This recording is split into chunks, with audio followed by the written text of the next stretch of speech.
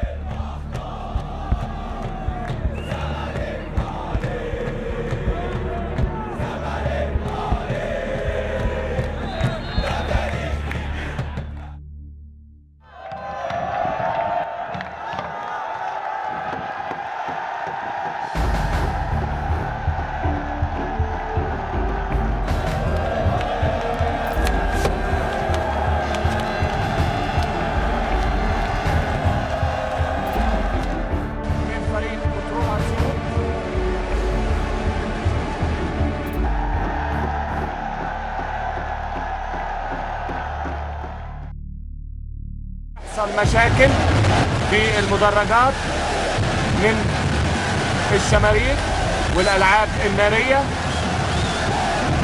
رجال الإطفاء المدني موجودين.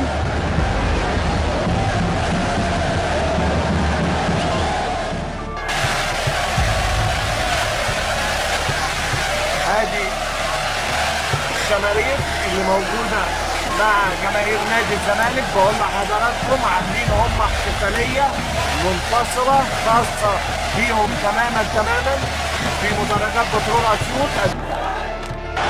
في ارض الملعب عملت غابه من الضباب الكثيف، والدنيا اصلا النهارده في يعني عاصفه زي ما قلت، فالامور مش ناقصه. بقول لحضراتكم الشماريخ كانت اختفت عن ملاعبنا، ولكن ظهرت فجأة كده في قلب سعيد مصر في اسيوط.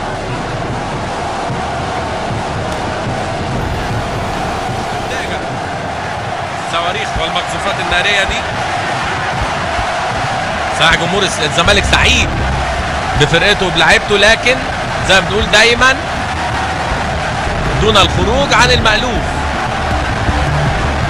اعلام والتشجيع وكل ده كلام جميل، لكن منظر طبعا ما نحبوش بقى انتشار رجال الاطفاء في الملعب